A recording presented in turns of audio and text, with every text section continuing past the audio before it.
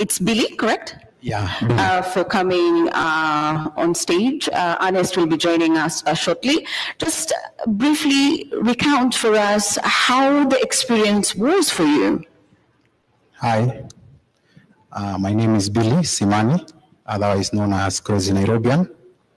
Okay, for me, I think, the first guy to be abducted. So for me, it was more of a surprise. We had just come from a successful Thursday maandamano.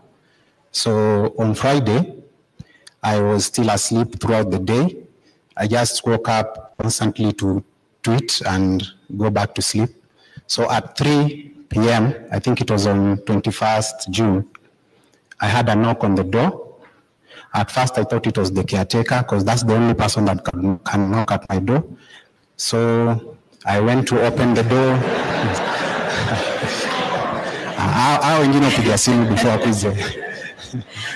So I was still in my t-shirt and my short. I went to the door, opened it, and I saw it was 4 guys in balaclava.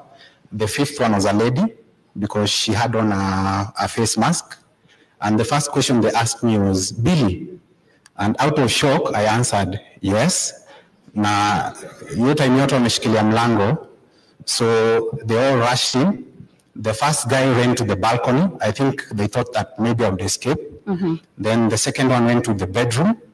And then the third one, it was this huge guy. He told me to face the wall. Alafu, they told me to sit down. And the next thing I know, I was being slapped with brand new wrist bracelets, yani pingu nyuma. Alafu, the other guy went for my laptop and my phone. And then they started interrogating me. First, they asked me to open my phone. They wanted me to unlock my phone, but I refused. And then the whole time I was asking, nimefanya nini? Nataka nijue nimefanya nini? And they silenced me with a few rounds of claps, all of them. Wow. And so I realized this is not usual. Because first of all, I was just tweeting normally. I hadn't done anything wrong. And the other guy went for my t-shirt, the maandamano t-shirt, it was on my chair. I thought maybe they were taking evidence, but they wanted to use the t-shirt to cover me up. So the whole time I was pleading with them to at least let me put on some pair of trousers, but they refused. And then they asked me the last time, tufungulie simu tafadhali. And I told them, mimi niambie kwanza mnanishikia nini ndio nijue. They silenced me once again with a few rounds of clap, all of them. And you know I live on the 7th floor. And that's the first time ever since I moved into that building that night I stairs na I think it was a few seconds. Because they were too quick. I couldn't see because walikuwa wameni cover up. The next thing I know, I'm being sandwiched in the back of a car. I think there was one guy on my right, the other one on my left. And then we drove around for like 2 hours. So me, in my mind, I knew that I'm being taken out of Nairobi somewhere. And I knew this was it because first of all, they didn't introduce themselves. Second of all, I've been blindfolded. So the next thing I knew, story yangu imeisha hivyo. So we drove around for like 2 hours, then they started whispering. And then one of them was asking for directions from someone on the phone. And then they sent him the pin. And then the next thing I know, I'm pulling up to, I don't know, one of them, they stopped the car, they came out. And then one of them was like, ni hapa? Then the others were like, yeah, ni hapa. Wakasema, sawa, toa hiyo jamaa tumalizane na hapa kwa kahawa tuende kufanya kazi ingine. And I knew that was it. And then the next thing I know, I'm being taken out of the car. I was still in my t-shirt, my short, barefoot, hands tied behind my back. I've been blindfolded. The next thing I know, I'm being taken down the stairs into a room. It was a very cold room. Then they told me to lie on my stomach. They asked me they asked my name. I told them Billy Simani. The next thing they wanted my ID number. The next thing they asked me where I come from. I think walikuwa wanataka kujua ushago ni wapi. I told them. Then they asked me nimeshikiwa wapi. So I was like, I thought these were the guys that brought me here. So I think those were the other guys that I was handed to who were asking questions. They made me lie on that floor for like an hour. Then after an hour, somebody came. They took me upstairs into, I think it was an interrogation room. Those guys at the interrogation room were a bit friendly. The guys at where I was being held up were a bit rough. So the next thing I know, I'm being sat on a chair, and then one of the guys started asking me questions. They asked me the usual question: what is your name, your ID number, where do you live, your social media handles. They wanted Facebook, Twitter, Instagram, TikTok. And then the next thing they told me was, we're going to ask you questions and you're going to answer us. If you don't, first of all, this is not a police station, so they might not find you, so you have to cooperate. And I was like, this was it. So they wanted to know who was funding these protests. And I told them, no one, it's just the youth. There are people who are coming up and buying water. Some people are coming up and buying t-shirts. Watu wanajitolea tu. Then they told me, the reason why we have brought you here is because tungeongea nawe kwako, ulikuwa kichwa ngumu. First of all, we need you to unlock that phone. And I was like, mimi nataka nijue nimeshikiwa nini. And they told me once more, I'm the one asking the questions. You're going to open this phone because we want to see something. And then I just decided to open the phone for them. I told them the code. They checked. I think they were looking to see if somebody was funding us, and they didn't find anything. So they took me down to where I was being held. I think it was a downstairs. It was a very cold room. I slept there the whole night. My hands on my back, still in my short and t-shirt the whole night. So they came for me the next day. That's when they brought in tea. And then they transferred my hands to the front. And then after tea, I was taken back to the interrogation room. And then the guy was friendly enough to ask for a blanket. And then they told me, we wanted you to first to meditate and think about your questions first. So I think now you're ready to cooperate with us and tell us what you want to know. Perhaps, so, Billy, during the entire time, paint us that experience that you had that entire time, because you're talking of you being slapped at the back, you being tied up, your hands, having to sleep in a cold room the entire night. Just paint us in a minute how that experience was for you. The whole time I was trying to think, what tweet gave me out? Like, what did I say? Because the only thing I know, I was protesting like the rest of my colleagues. So I was wondering why I was brought here. And the whole entire time I didn't know why I was brought there. Like, I knew this was the end for me. So it was like a psychological warfare, because first of all, they removed the cuffs, the handcuffs, and then they replaced them with, they are called zip lock, zip ties. And the more I was struggling, the more they were tightening. So my hands were numb. I couldn't sleep the entire time. I was trying to like listen and know where I was, but there was no sound, no nothing. I didn't know if there was anybody in the room. So I wasn't even sure if I was in a police station or what, but I later realized the following day when they transferred the hands to the front, when I had the chance and lifted my blinds, I was in a toilet. I was actually in a toilet. It's a very small toilet. And that's where I was held the whole night. And then they would occasionally come. And when they came, they announced that they are coming, so I had to face the wall. Then they tightened the blindfolds again. They take me to the interrogation room. I think by that time, people had made enough noise on social media. I was all over, I was in the news, and they were tense at that fast, and they were telling me, your friends think that we have killed you. They're making noise all over. So we're not here to kill you. We are just trying to keep the country at peace. And they told me on Thursday, the day before they arrested me, the protest was so huge, and then goons came in at around, I think 6, 7, and they started burning a few matatus. They started destroying properties. So in their mind, they thought that maybe we were sponsored by either a politician or someone. So they wanted to know who was this that was sponsoring the protests.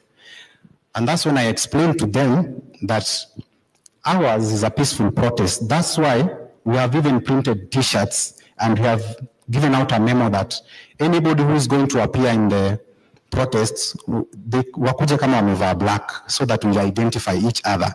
And then they wanted to know how we were going to ensure that the protest was peaceful. And that's why I told them to go and look at my tweets. We had previously said that everybody should use their smartphone.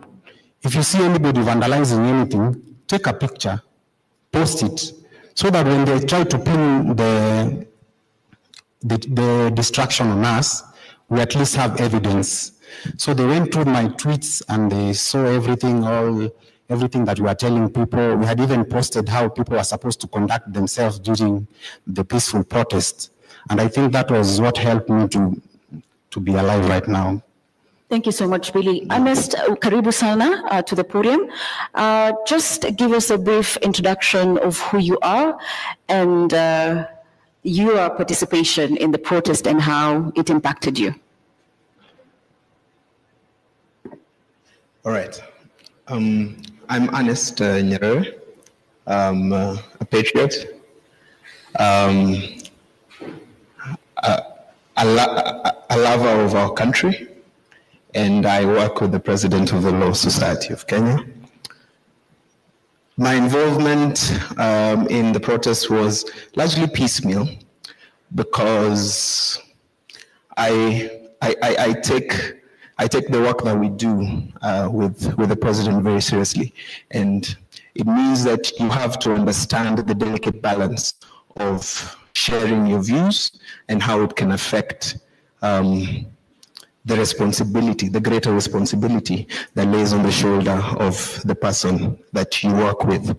So as a principal, I try to manage how vocally I share my views. Of course, I have very strong views, and I have my own opinions of how things should work, but I understand that extrapolations are a norm in our society. So to avoid such extrapolations, I keep my role as professional as possible.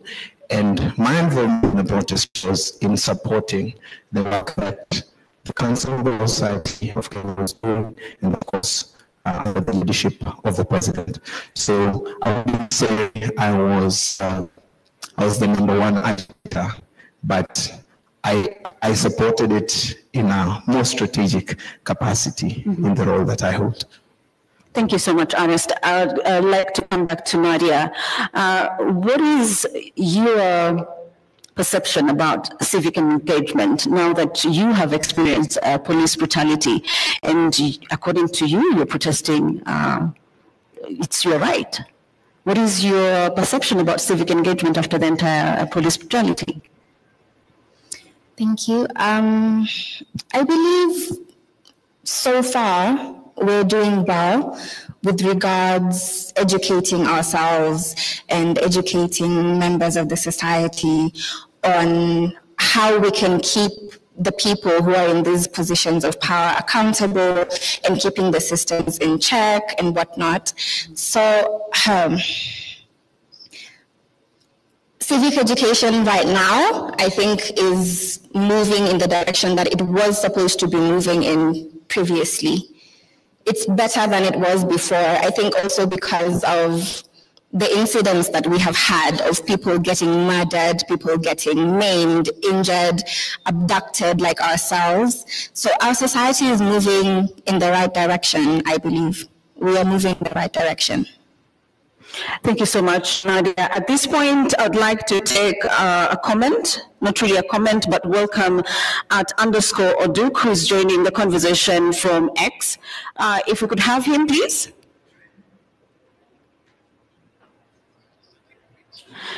Okay, so we're getting him through. So at this point in time, we're just opening the floor for Q&A. So if you have any questions, kindly jot it down and the person to whom you want the question directed to. So I'd like to ask Billy, perhaps, how do you think the victims of police brutality can get support, having gone through yourself police brutality? Hey. I think most of us need like a psychological evaluation, because the moment I was released, the first thing was to switch off my phone, because I'm still paranoid at how they located me, how they even knew my house, my door. Like up to now, my phone is still off. I'm using a different line. And I haven't been staying at one place. I've been staying at different people's places, because I'm still afraid, because I think that they might come back for me. So if you know anybody that has been through what you have been through, the best you can do is be there for them, support them, talk to them, because I don't think any of them want to be alone at this time. To you, Ernest, whipping you back to the conversation from a law perspective, how do you think the demonstrations should be handled from the law perspective with those that are enforcing the law, that is the police, of course? Well, of course, we have to understand that a democratic society is the number one sort of dream that our constitution envisions. And that is why we have very elaborate structures, institutions, and provisions on ensuring that the people can engage in a democratic manner and ascertain a democratic and fair and equal society. Now, we've all had the conversations that have been there about Article 37 and all the relevant constitutional provisions under the Bill of Rights with respect to participation of the people, how the people are supposed to engage. And the reality is the people of Kenya have come to an awakening that, hey, these are our rights. We gave them to ourselves, and it is upon ourselves to enjoy them. And this realization is simply because the people that have been entrusted with ascertaining the protections of these rights have failed. You look at the duty of the police under Article 244, they have to uphold constitutional standards of human rights. But is that what they do? You know, when baddies are walking with water bottles and their iPhones and simply trying to talk about what their rights are, and you tear gas them. It's very unfortunate, you know. Advocates trying to uphold the right to fair trial, going to police stations to represent people who, mind you, have been unlawfully arrested. Then you tear gas these lawyers, not caring for their health, not caring for their duty to the people. Then what kind of setup are you trying to put in place? We find ourselves in a situation where we stand at the risk of those in positions of power choosing when to suspend the Constitution and choosing when to adhere to it when it suits them. And therefore, it is a moment of awakening where we as the people of Kenya need to come together. We need to stand up to all the ills that have characterized our country historically and since the promulgation of the new constitution, and we need to appreciate that we have a wonderful constitution and it is upon us to make it work for ourselves, because our political leaders have not just failed, they have refused to implement it. Thank you so much, Ernest. Nadia, just walk us through how this entire experience has really changed in terms of how now you view life and everything else. My life has changed so drastically in the span of 1 month. I cannot even tell you. As Billy said, we need a lot of psychosocial support. The anxiety, constantly having to look over your shoulder, constantly being scared that people are out to get you. I also haven't stayed in my house for more than 2 days at a go since this thing started. Just jumping from relative to relative, friend to friend. I stayed with my partner also for some time. So it's crazy. As I was telling my story right now, I could feel like a panic attack was coming on, because as I recount those events in my head, I feel like I'm back there. I feel like I'm going through that again. So, Billy, on your end, how is it for you? It's not simple, because you walk around, everybody knows you. From the news that you are missing, everybody wants to hear your side of the story. But at the same time, you are scared because, first of all, I didn't see those guys. I didn't see any of their faces. So in a way, I can't trust anyone. I'm a bit skeptic. And now my life isn't normal because my phone has to be constantly on flight mode, because I'm getting a lot of calls, relatives, they want to know how I am. So I always reach out to my mom so that she can at least tell them that I'm okay. But at the moment, I'm moving around constantly from house to house because I don't want to be found in my house again alone. So much. As from the end, from the Law Society of Kenya, perhaps are you looking at ways in which you can be able to get justice for people like Nadia and Billy? Well,